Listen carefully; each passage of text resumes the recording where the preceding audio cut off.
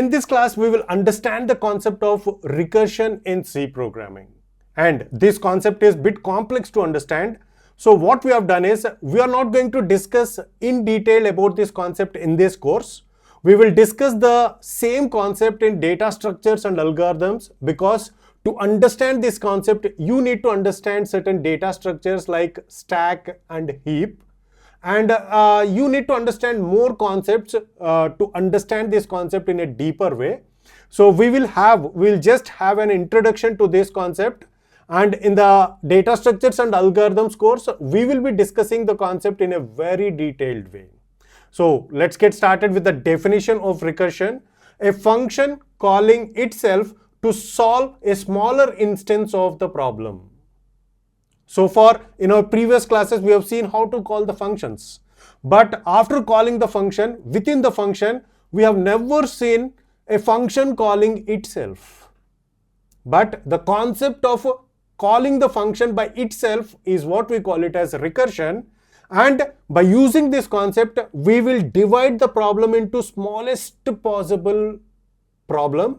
And we will find the solution for that smallest possible problem, and we will go back with the next smallest problem. In that way, we will find the solution by using the concept of recursion, means calling the function by itself. Okay, so that is what we call it as a recursion. So let's understand this concept by using an example. So I have taken this example and I have taken a function by name countdown. I have avoided the main part from where the function call has been made, and the duty of this function is just to print the countdown of the countdown from the given number. Let's assume that if the countdown, if the value of n is 5, means it is going to count down starting from 5, 4, 3, 2, 1, and whenever we 3, 2, 1, so this way this function is going to work. And one more very important point that we need to understand here is, this is the return type void. We haven't discussed it so far about this return type. So void is a return type when the function does not return any value. In such cases, we use this void return type. So we haven't discussed it so far about this. So just keep this in mind. Void is, whenever we use this void, means that particular function is not returning any value.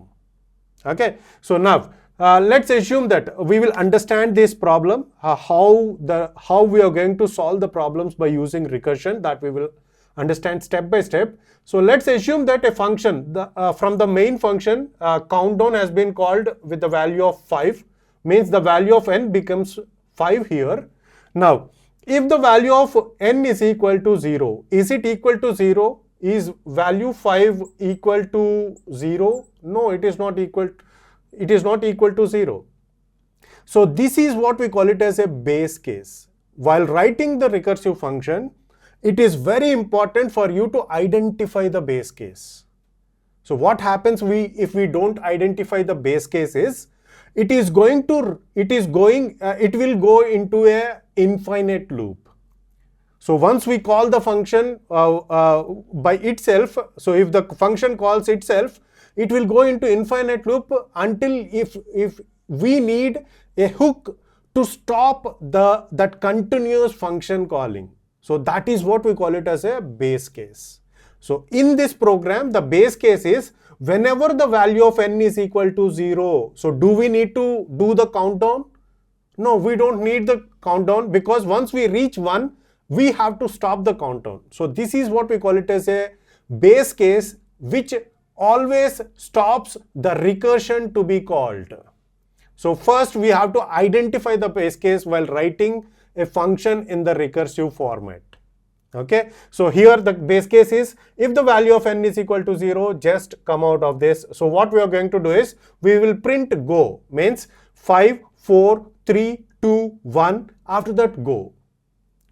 Because the value of n is equal to 0. Because the value of n is equal to 0, so we are going to print this go, and after that we are going to return from this entire function. As we are not returning anything within this function, so that is the reason why I have taken this void as the return type for this function. Now, if because the value of n is not equal to 0, because the value of n is not equal to 0, we are going to come out of this if condition and these two statements will get executed. Now, what we are going to print? We will be printing 5. So here we are printing %d n. So this value of n will get printed, and after that the recursive call is made. And this step is what we call it as recursive step. If you want to solve the problem by using recursion, so one more point to understand, every problem that we can solve by using iterative methods, means using for loops. So this is also a kind of repeating the things again and again, right? So whatever the problem that we solve by using loops or iterative methods, we can solve the same problem by using recursion also. But it is not practical to always solve the problems by using recursion. First, we will find the solution by using iteration. Only to for few problems, the recursion is going to play very well and efficient. Because the problem that we are going to get with the recursion is our memory will be overflown. We will get an error called stack overflow. So those details we will detailedly and clearly understand in data structures and algorithms course. So at this point of time, we don't need to go into the details about recursion. So all you need to understand is this base step and the recursive step. In order to write a program or solve a problem by using recursion, first we have to identify this base step. It is very important. And to call the function again and again, we have to identify the exact and perfect recursive step. Here our statement is stating that I want to reduce the number by 1, means n minus 1 I am doing. So whenever I make a function call, what happens? This function call is called again. Now what is this n minus 1 is going to be 4, and what happens is whenever the function call is made, again the value of n will get updated. So now the new function call, is going to update the value of n from 5 to 4. Try to understand that. Okay, so now the value of n is 4. Now what happens? Again the same steps repeat.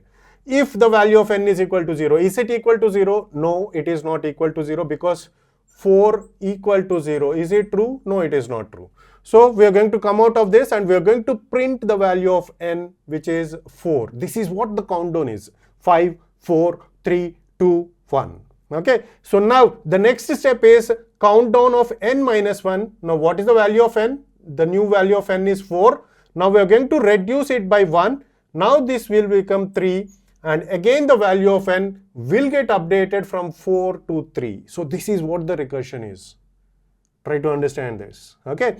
So now, is it equal to 0? No, it is not equal to 0. So we are going to print it again. Number 3 will get printed. And after that countdown of n minus 1, now this n which is 3 will become 2. Again we are going to call it. Now it will get updated. The value of n will be updated with 2. And we are going to compare, is 2 equal to 0? No, it is not equal to 0. So we are going to print 2 and we are going to call it as n minus 1, which is 1. Again, so the same one will get repeated. So the value of n will become 1. Is it 1? Is 1 equal to 0? No, it is not equal. So again print it. And after that countdown of n minus 1, which will become 0. Again this will get updated with 0. And this is the place where we are going to stop this continuous calling of the function by itself. If this base case is not there, what happens? We will never stop. We will go into infinite loop. Understand this. If this base case is not there, because we don't have anything that verifies when to stop. So that when to stop is decided by this base case. So in this case, n is equal to 0. So here the value of n is equal to 0. This is the iteration where the value of n becomes 0. Now what we are going to print is, we are going to print go. Okay, and we are going to return. Means we will never call this recursive step again. Once we return, we are going to come out of this this function, and we will be moving back to the place where the function has been called, which is located in the main function. Okay, so this is what we call it as recursion, solving problems by calling the function by itself. When we call the function by itself, so the function is calling itself and we solve the problems. So that is what we call it as recursion.